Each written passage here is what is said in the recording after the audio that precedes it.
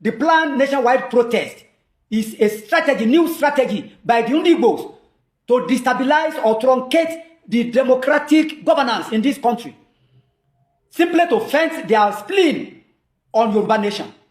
You guys have tried this several times, and I'm saying it openly, that Ojukwu has once tried to bomb the Qatar Bridge, the Lagos Qatar Bridge, during 1966 or 67, and it didn't succeed. And that has been your plan. Ndewonu ụmụnne m ndị Igbo ndị ọma njem ọnụ, ekelekwa m unu. Ebe nsi ewetara unu ozi a bụ n'ụlọ ozi ndị sim.ch asịrị FM. Aka m bụkwa nwanne gị nwoke 042 Solex, onye akụkọ ụwa. Ihe onyonyo a ị na-ahụ ebe a bụ ihe onyonyo si na ọtụtụ ihe onyonyo ndị ọzọ dị iche iche nke gbasara ngagharị iwe nke ndị ntorobịa obodo Naijiria na-akwado ime site na mkpụrụ ụbọchị nke mbụ ọnwa Ọgọst a na-abanye n'afọ 2024 bụ 1st August 2024. Ya bụ ngagharị iwe nke ọtụtụ ndị mmadụ ndị si na n'ihe isi ike akarịala n'obodo Naijiria na-akwado ime abụrụla nke ụfọdụ ndị mmadụ ndị kpọrọ ndị Igbo asị jidere aka wee sị na ọ bụ ndị Igbo bụ ihe na-akwado ya bụ ngagharị iwe ka ha wee mebie ọchịchị onye isi ala Naijiria bụ President Bola Ahmed Tinubu. Ọtụtụ okwu nke na-agagharị gbasara ya bụ ngagharị iwe nke a na-achọ ime, ọnụ na-ekwukwere ya bụ President Bola Ahmed Tinubu bụ Maazị Bayo Ononuga nwere otu okwu o kwuru nke ọ na-atụ aka ọ na-ebo nwanne anyị nwoke bụ Maazị Peter Obi ebubo ya na ndị na-akwado ya. Ọ sị na ọ ka na-ewute ha na ha enweghị mmeri na ihe emume ntụliaka ịhọpụta onye isi ala obodo Naijiria bụ nke mere n'afọ gara aga, na ọ bụ ihe ka na-eweghị iwe nke mere ha ji wee na-achọ ibute tigbuo zọgbuo ma bute ọgbaghara na ọchịchị Bola Ahmed Tinubu. Ogologo kwa dị mmanụ ka mgbede, ya mere ọ ga-aka maka iburu oche gị kpụdobe nso ma nọrọ ala ka anyị nyoo anya na ụfọdụ n'ime ọtụtụ ihe onyonyo ndị na-efegharị bụ nke ndị ahụ ndị kpọrọ ndị Igbo asị na-ewepụta.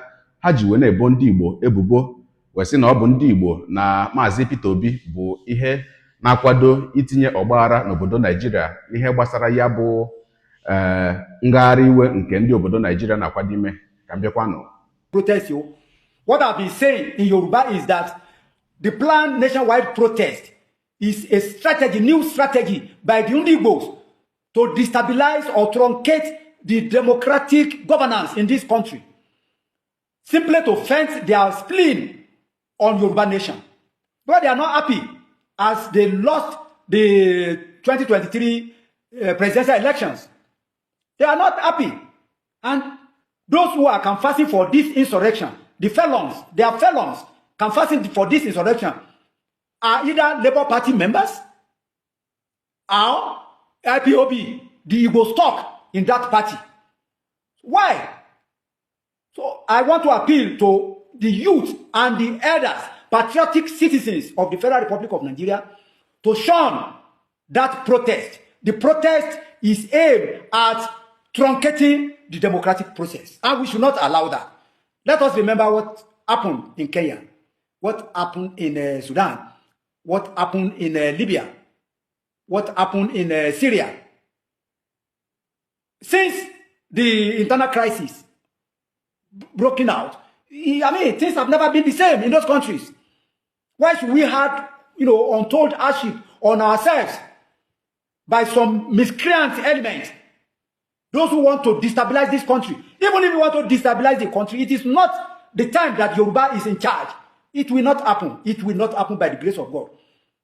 So those who are planning this devilish protest should please avoid coming to any Yoruba state.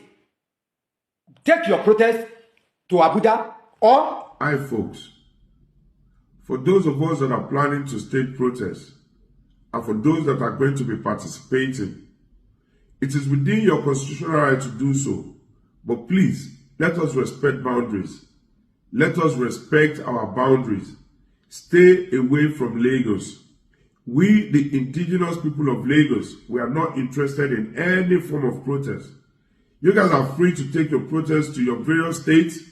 If anyone has got problem with the Federal Republic of Nigeria, or either way, if anyone has got problem with President Bola Ahmed Tinubu, that person is very free to take their protest to Abuja to see Mr. President in the villa.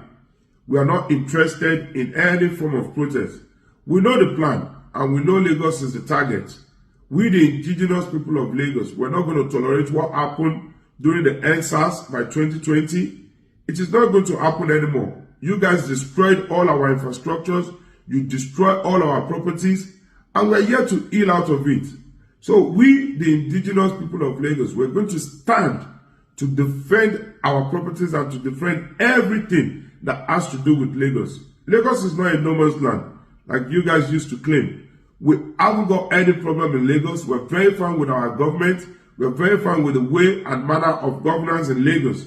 The governor is doing well. The deputy is fine. We, the Lagosians, we are very okay with the form of governance. So please, we are not interested in any form of protest.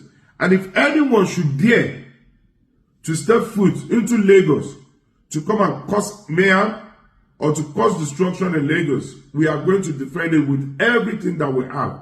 If pin should drop in Lagos during this period, we are going to find it with retaliation. And please, be warned, whoever or whatsoever that is going to use or disguise in the name of protest to cause any mayhem in Lagos, that person is not going to go scot-free. You guys have tried this several times, and I'm saying it openly, that Ojukwu has once tried to bomb the Carter Bridge, the Lagos Carter Bridge, during 1966 or 67. And it didn't succeed. And that has been your plan. Lagos has accommodated everyone. But yet, you guys still want to take Lagos from the indigenous people of Lagos. And we know this plan. We are not going to let it happen. You might have gotten away with it with our forefathers.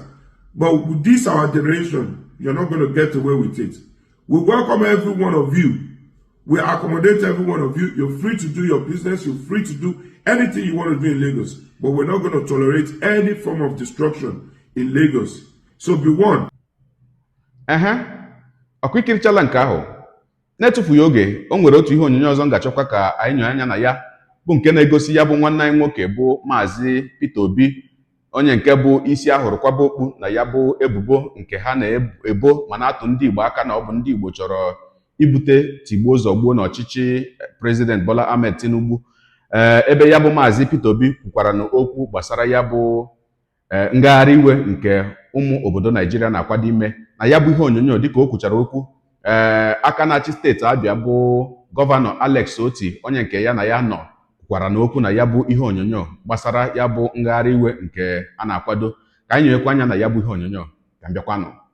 On issue of protest within the Nigerian Constitution, protest is allowed. All I plead for those who are protesting is to do so within the law and in a civil manner that allows us as a nation to show that we live within the law. You know, everybody knows the things that are difficult. I always say when they talk about sponsors of the protest, I say the sponsors are very simple. It's hunger. It's hopelessness among the youths. So we all have to listen to what Nigerians are going through. And I thank our governor for doing so. It is critical and important. Okay. Well, what I said to security agencies is that we will let them ensure that they manage the situation, again, within the law. You know, we should not try to be overbearing. It should be something that we do within the law. There's nothing wrong. Protest is allowed everywhere globally. And I also say people protest in my house. And it's for us to listen to those who are protesting. Why are they protesting? Engage them. That's what governance is all about. You talk with them. There's nothing wrong in that. I was governor for years and people protested. It would be very, very unfair to say that things are not difficult now. Things are very difficult. Hunger is real, and that is true. But how do you solve the problem? The problem we find ourselves in the country today is economic. And will I say that we are actually paying the price for bad governance that didn't start today?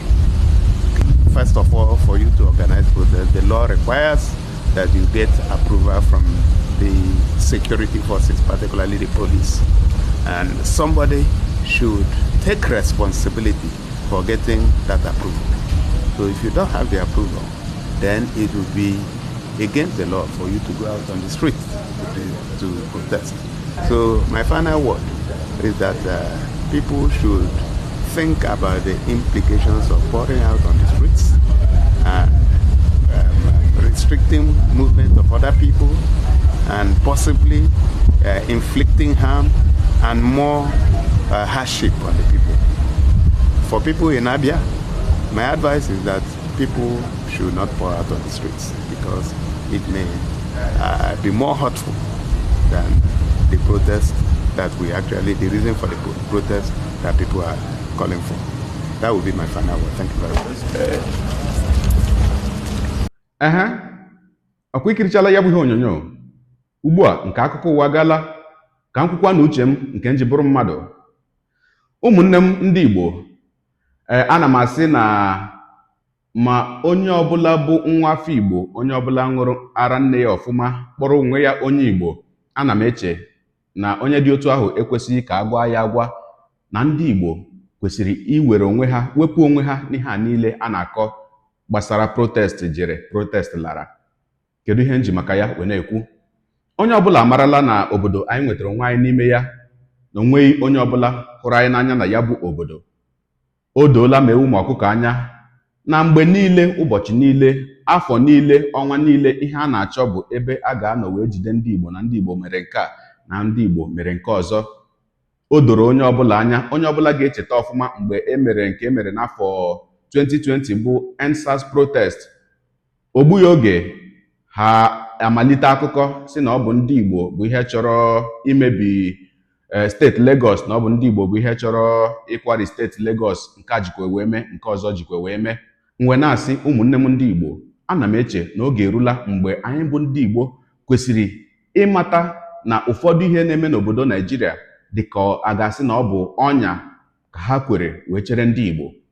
Unu niile amaralakwanụ na ihe ọbụla na-eme n'obodo Naijiria, ihe ọbụla ndị Naijiria niile na-eme, mgbe ọbụla onye Igbo si ka ya soro mee ya bụ ihe, ọ ga-apụtarịrị iche.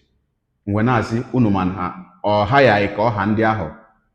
Ihe ọzọ m na-agwakwa onwe m, na-agwakwa ndị nọ m n'akụkụ bụ na onye ọbụla bụ ezi nwa afọ Igbo, o nweghị ihe isi ike maọbụ ụdị agụụ ọbụla ndị mmadụ na-agabiga n'obodo Naijiria ugbu a karịrị ihe ndị Igbo hụrụla n'obodo Naijiria. Ọtụtụ ihe a ga-aka ole ghara ole. Mgbe na-asị kamgbe ihe karịrị afọ 3 ugbu a ka ndị gọọmenti obodo Naijiria kpụrụ nwanne anyị nwoke bụ Maazị Nnamdi Kanu na-enweghị ihe ọbụla o mere mmadụ, kpụrụ ya gaa kpọchie. Ụlọikpe ekwuola okwu ugboro ugboro sị tọpụ ya bụ nwa amadi ka ọ lawa na onweghị ihe ọbụla o mere. Ha nụchie ntị. Gị nwa bụ onye Igbo, imeghị ngagharị iwe. Gị nwa bụ onye Igbo, ịpụtaghị n'ụzọ mee protest. Na afọ 2023 azọrọ onyeisiala obodo Naijiria, nwanne anyị nwoke bụ Maazị Peter Obi mere ọtụtụ ndị Igbo jikwa wee chie azụ gaa soro mee ihe ntụliaka nke obodo Naijiria, na o nwere ike ọ bụrụ na aka ya ka olileanya ga-esi adị. Emechakwanụ o doro m ewu ọkụkọ anya na ya nwa bụ onye meriri ya bụ ihe emume ntụliaka nke onyeisiala obodo Naijiria. Anapụkwa ya unu, napụkwa ya ndị Igbo, imeghị protest, imeghị ngagharị iwe na nke ahụ. O wee bụrụzie ugbu a aghọm ihe ahụ niile ndị ahụ na-eme gị malitere ịrụ ọrụ n'isi ha. Bụrụzie ugbu a ya bụ ihe ha malitere ịhụ ihe ahụ ndị Igbo hụrụla kamgbe ha bidoro tiwe mkpu. O wee bụrụzie ugbu a ka ha ga-achọkwa ịdọkwara gị tinye na ya bụ ngagharị iwe, ka a sịkwa na ọ bụ ndị Igbo kpatara ya. Ụmụnne m ndị Igbo, uche m ka m na-ekwukwa, ana m asị bikonu onye ọbụla ga-anụrụ m, anaghị m eche na ọ bụ ihe kwesịrị ekwesị onye ọbụla bụ onye Igbo itinye aka na ya bụ protest nke a na-akwado ibido echi. Gagharịa n'ime obodo dị iche iche n'ala Igbo na steeti Imo makwa ụfọdụ mpaghara steeti Anambra, agha na-ada n'ala Igbo otu a mụ na gị na-ekwu. O wee bụrụzie nke a ga-asị na ị pụtakwara n'ụzọ si na ị na-eme protest, enwezi ihe a ga-ejide aka.